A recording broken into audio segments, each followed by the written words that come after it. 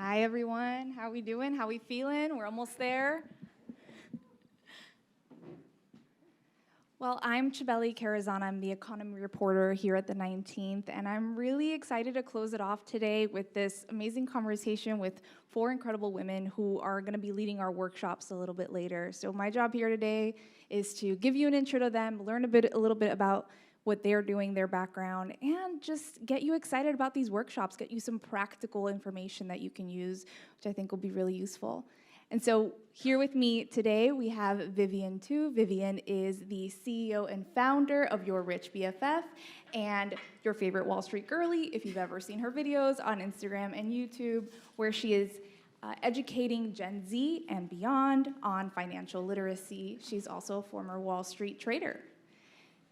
Scanlan is the director of the Access to Capital Program and Services at the Women's Business Center here in Chicago, and she is helping small business owners who are trying to access capital, giving them practical advice and doing that really important work. Hi, Abby.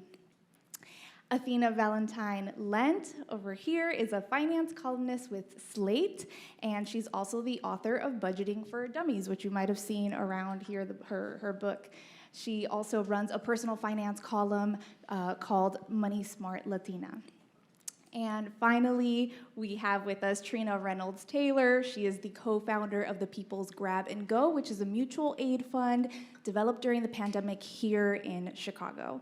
So I'm really excited to talk with all of them. And, you know, for me in writing about this subject, I'm often struck by how often folks talk about not getting access to financial education and literacy either at school or at home. That's something that comes up again and again, in particular for women, women of color, and LGBTQ plus folks. And so I always like to start these conversations kind of getting at the experiences that people have had in their lives that led them to this work, because it's critical work and it's work that many communities do not have access to. And so I wanted to start, if you could each sort of briefly tell me a little bit about what brought you to this work. Was there, you've each recognized that your community needs access to this information. Was there a moment or moments for you where you said, I need to be in this conversation and there's something that I can bring to it? And I'll start with you, Vivian, if you want to kick us off. Yeah, so I started my career as a trader on Wall Street, and I certainly did not come from this very financially literate background. But when I left Wall Street, I moved to a tech company, and all of my new colleagues were like, hey, can you help me rebalance my 401k? What investments are you buying? Which healthcare plan did you pick? And it was interesting to me because they didn't seem to have that financial literacy and that piece.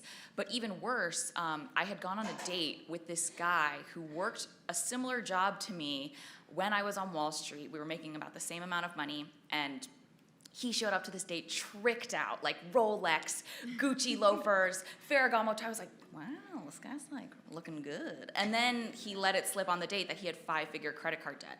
So not only did I realize that people outside of the finance industry didn't have this knowledge, people in the industry itself didn't have this knowledge. And what's really disappointing to me is that we spend 12 years in school learning how to do math and a squared plus b squared equals c squared. The mitochondria is the powerhouse of the cell. Great. When have you guys ever used that? It would have been nice to learn basic financial literacy, because the first time I filed my taxes, I thought I was going to prison.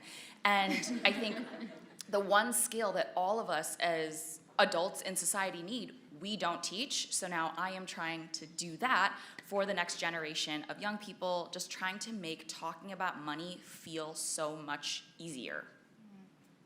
Thank you for that. And I'm taking the date didn't go well? Didn't go far? We went on a second date because I'm stupid, but no. It didn't go anywhere. Abby, what about you?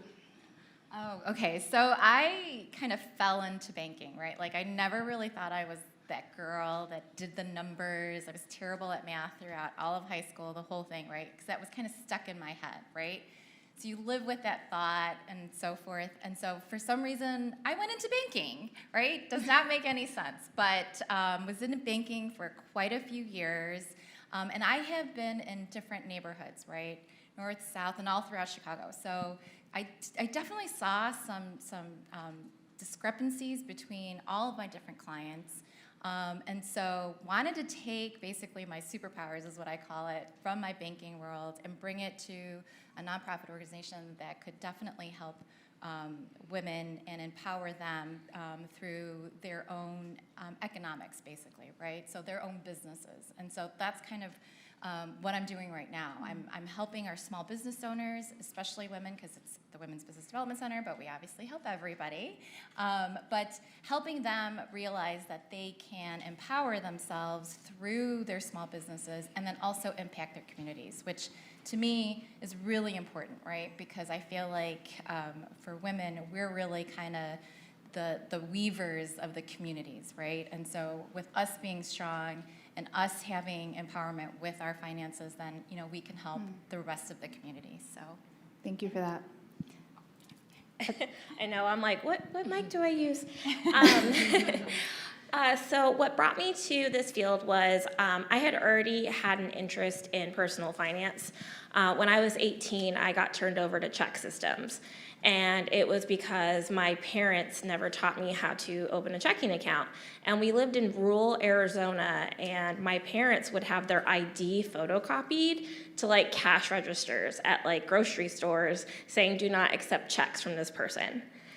And so I was like, okay. And so I got a second chance, and like I got my checking account, and about 10 years later, I'm teaching at a Title I school, right? And in my class, there's just nothing but Latinos and Latinas, and because it's Arizona, and now this time I'm in Phoenix, and we were doing junior achievement, and they have a quiz when you do junior achievement, saying, it's just kind of to test the kids, like how much they actually know, and all my kids are in 8th grade, and they come to me and they say, Miss Lent, we need help with a question. And I was like, sure. And they're like, what one of these is not true? And so I'm looking, and it's like, do you pay tax on food? So I'm sitting here trying to figure out, like, how do I explain to them that if it's like prepared food, you pay tax, but if it's not, you don't? And they go, oh, never mind, we know. You don't pay tax because it's an EBT card. You don't pay tax on food. And I said, I don't have an EBT card. And they're like, well, how do you buy food then? And I was like, I use a debit card. And they're like, oh. And then it just got around the classroom. They're like, Miss, like, can you really buy food with an EBT card? With a debit card? And I was like, yeah. And then I just looked around and I saw nothing but like myself. And I was like, okay, I need to step it up. I need to start Money Smart Latina, because I don't want the next generation of Latinas to be on EBT or think that that's how everyone buys food and that's the way the world works, because it's so much bigger than their neighborhood. Wow. Awesome. Thank you so much.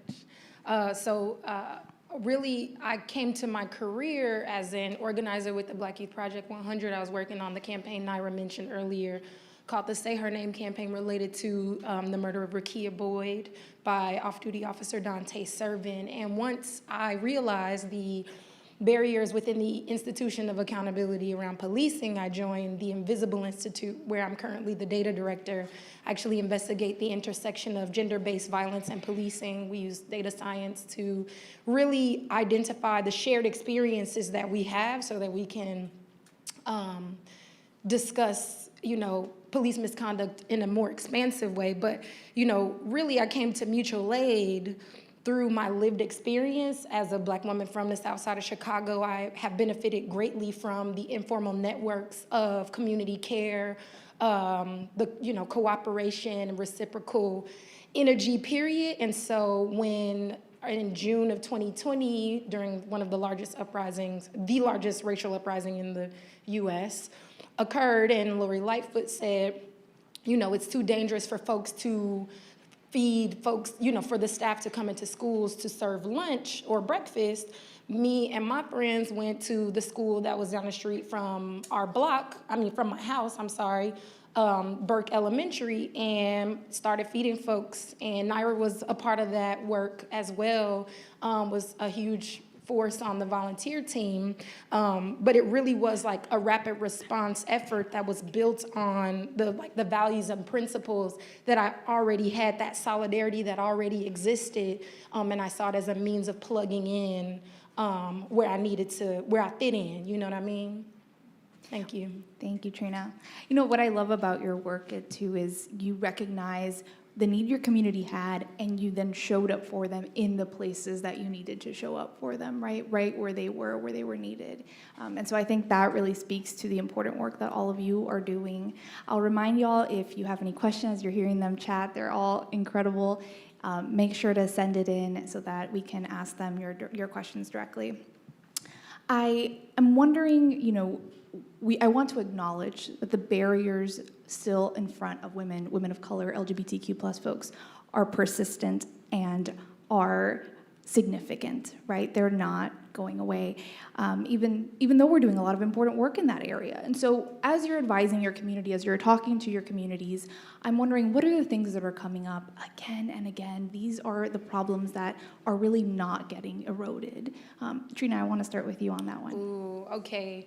Well, you know, housing, shout out to the person who mentioned it earlier. I mean, housing, childcare, you know, literacy, these are all things mentioned today which play a huge role in accessibility, right? These are issues that have a rippling effect. But then also, you know, when I think about trauma, which Tracy Hall recently defined as like the repeated injury to a wound, right?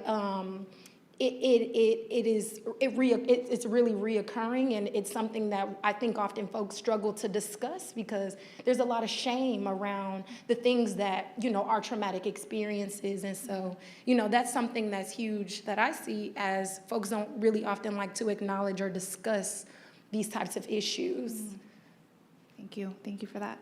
Athena, what about you? What comes up for folks when you're chatting with them?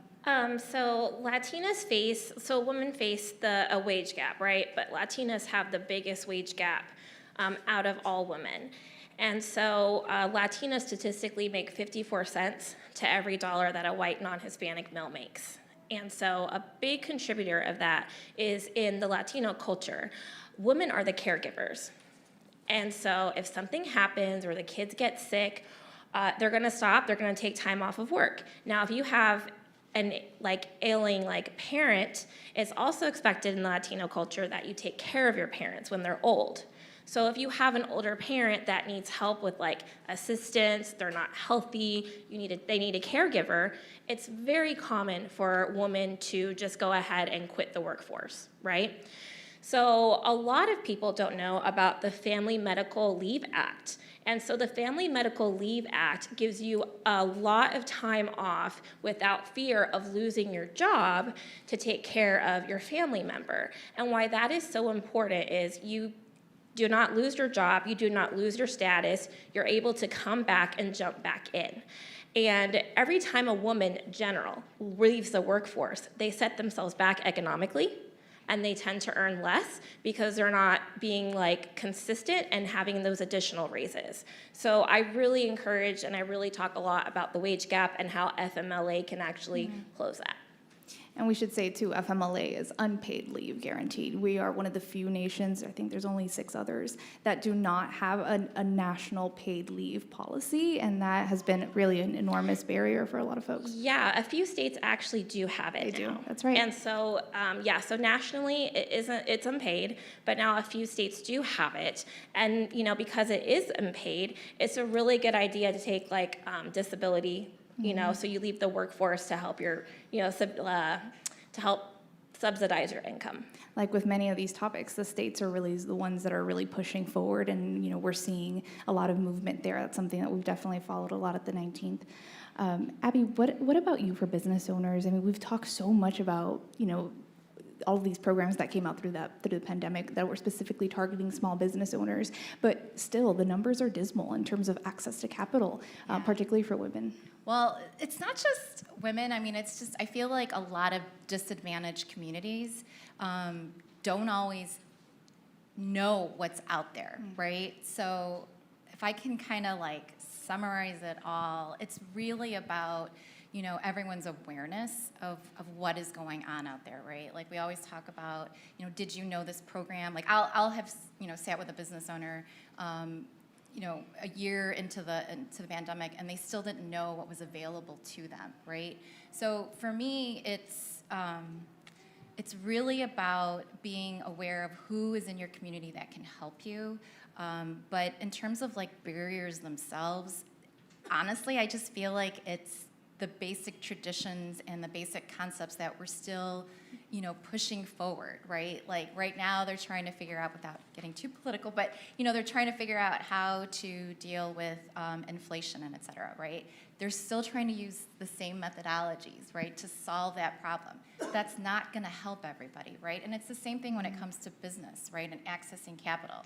There are so many barriers when it comes to accessing capital for business owners. For instance, credit score, right? That is the main gatekeeper for most businesses if they want to get traditional lending at a financial institution. And unfortunately, business owners, they may have like great credit history, like payments may be on time, but what makes up a credit score is utilization, right?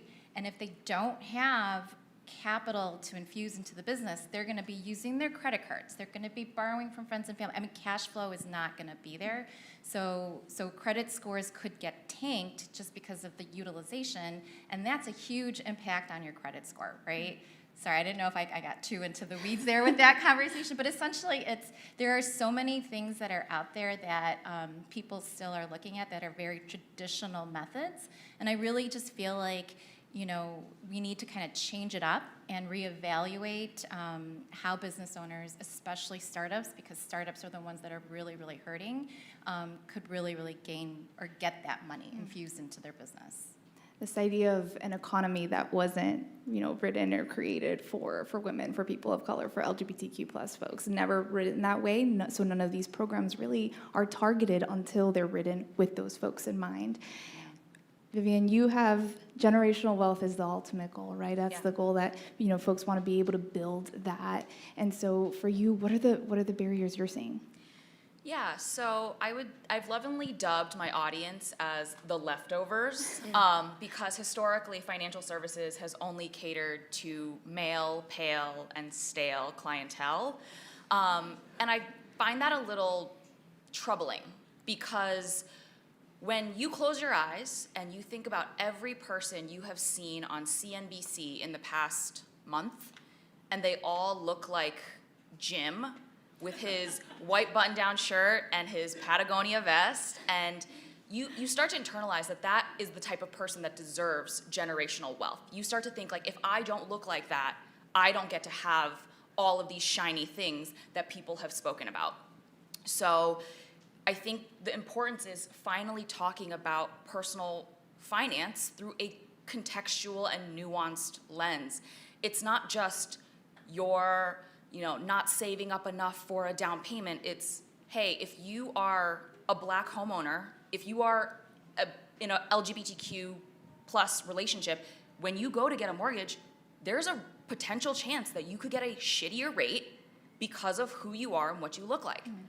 It's talking about, hey, it's not just about remembering to invest. It's that, statistically speaking, women are actually much better investors than men. However, we are taught to be perfect instead of brave.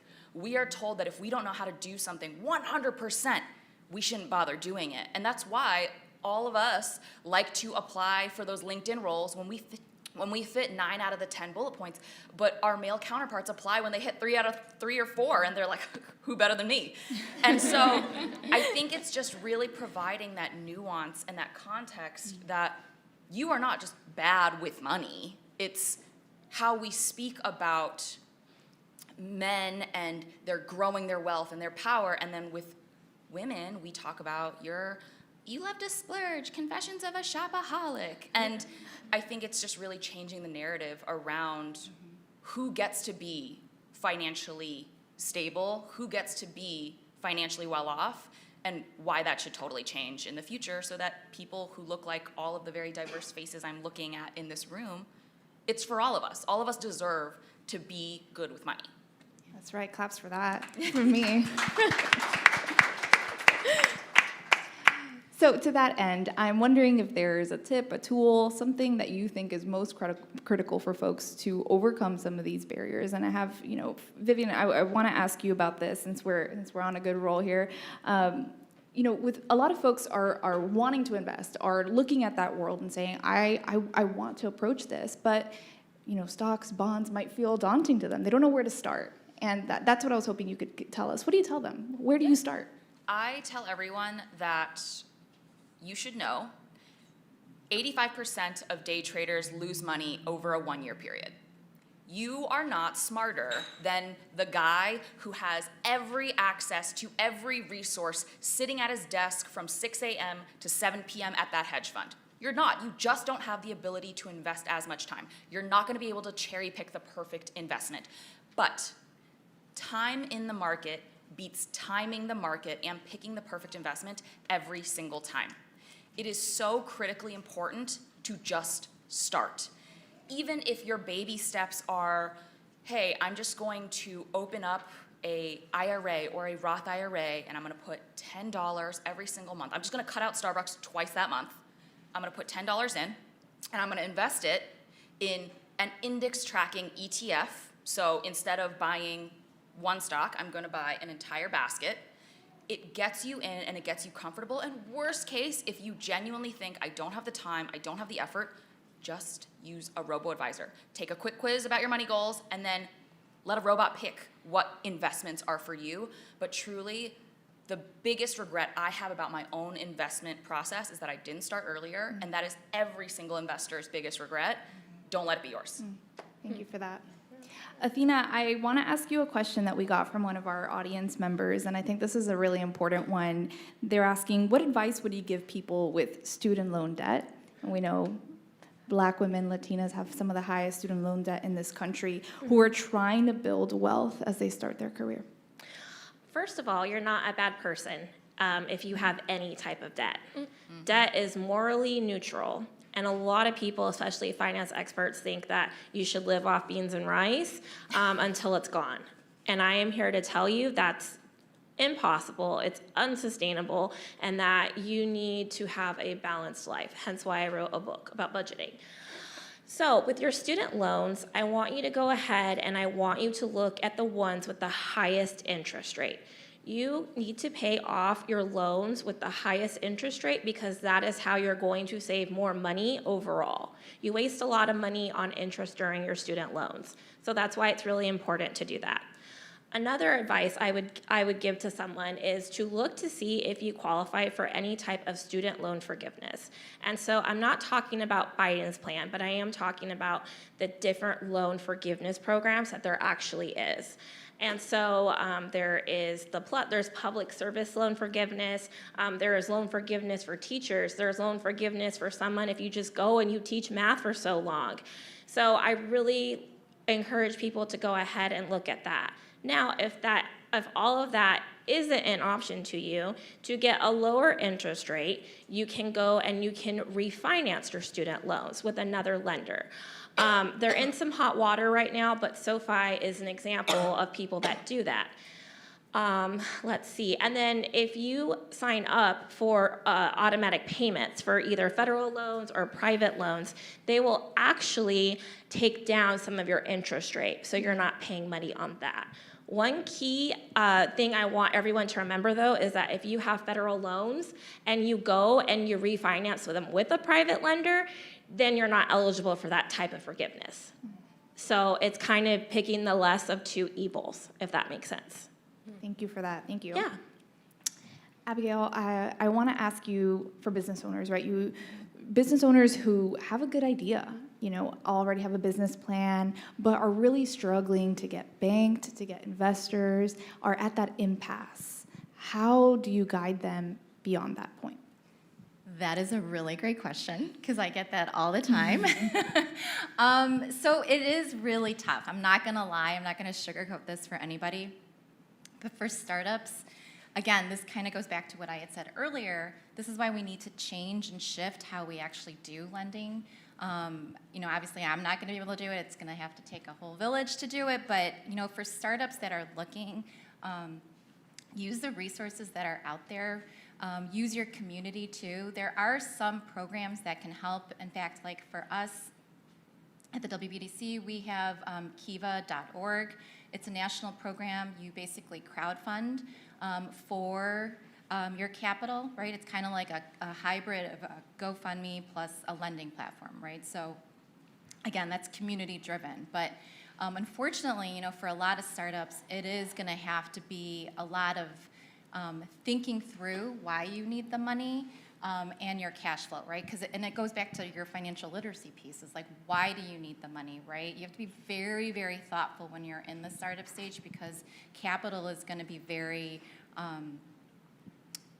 kind of hard to come by, unfortunately, right? So the best thing that I can tell you is reach out to organizations that are out there like us that are free and can kind of walk you through some of the other resources that are out there, because there are some. A lot of times people are like, oh, what about grants for startups? They are out there, but they're not, they're very niche-y, right? There's a timing issue, like they're only open for a few weeks. Sometimes it's very driven by the industry, and there could be other parts of it too, right? But I don't want people to just think like, oh, I'll just get a grant and start my business, right? Like there's just so much to it, so that's why we have organizations like ours and other SBDCs that are available, so that business owners at the start can get that education and partnership, right, to walk them through, to help them out, to get the basics and the foundations of running a business available and you know, taught to them. Because that's, honestly, I feel like that's why a lot of the businesses kind of fall apart at the first 2 years, right? They didn't know what they were doing. They felt like they were in an island on their own, and that's not true. There's so many other female founders and entrepreneurs out there. Like, look for them. They are available, and I mean, they're at your chambers. They're at, you know, my organization. They're out there. You're not alone.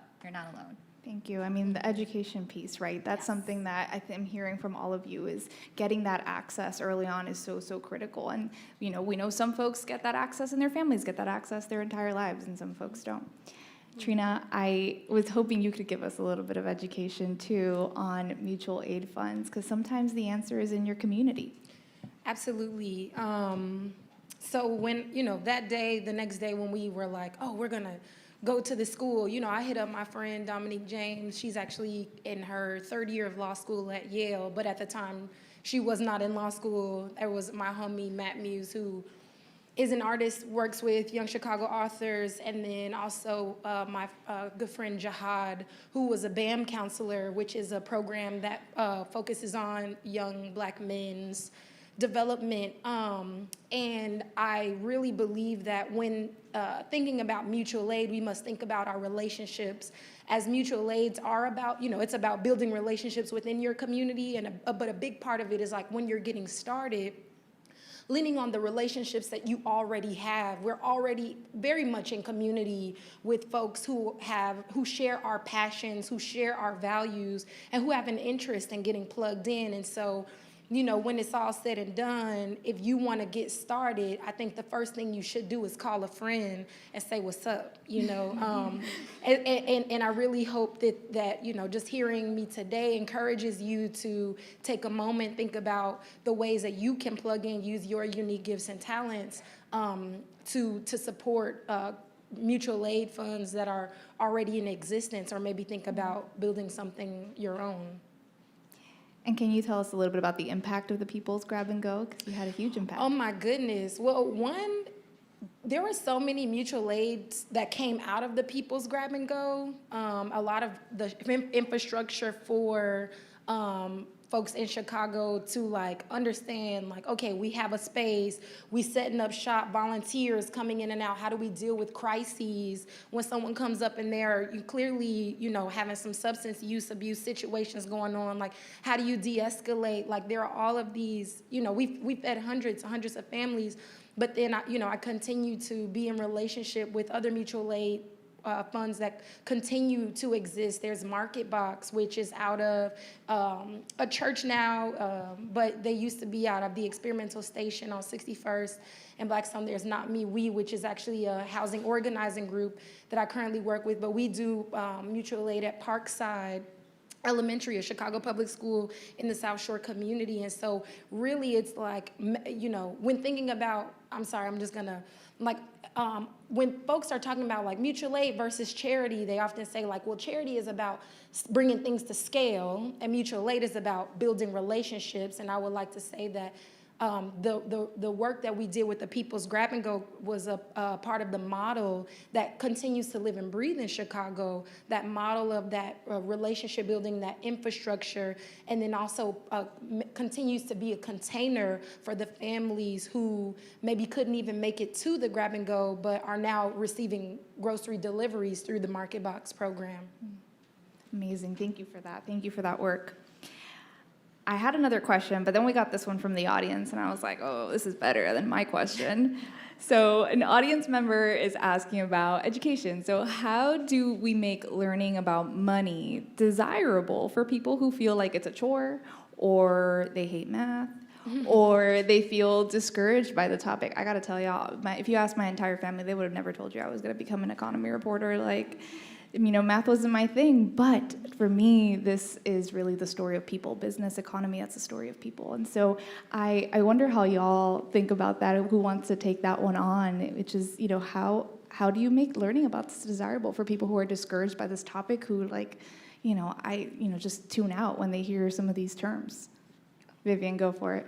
I was just gonna say, show people what's possible. People, like the idea of like, being a millionaire, like it's so sexy. Sure, Which great. she is, by the way, by 27. They have my bio. But you know, it's so sexy, it's so amazing, and people think that when you are a millionaire, you're able to walk down to the Louis Vuitton store and you're like balling and you're buying bags and shoes and all this stuff. And like, sure, maybe you are, it's great, I'm not.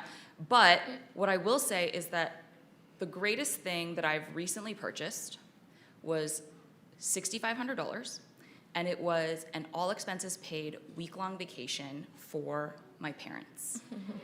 And I think it's showing people what that money, that business, that financial knowledge is going to be able to buy them, not in just material possessions, but the experiences and conveniences and improvements that it buys them, their loved ones, and their communities. That's really gonna motivate people. Because sure, your first designer bag's great, but what about being able to tell your parents their house is paid off? Yeah. What about being able to look your kid in the eye and say, don't worry, mom's got you, we're gonna pay for school.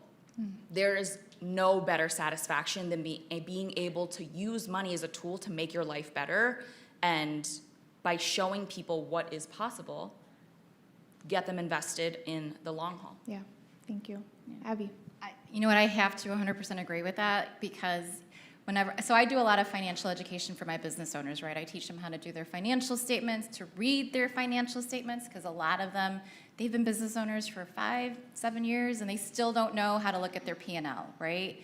It is not a sexy topic, right? Like sometimes when I teach how to read your financial statements, I feel like I should be juggling fire just so I can get everyone's attention, right? But when you do show them how to read your P&L and that they are not profitable, they're like, oh, wait a minute.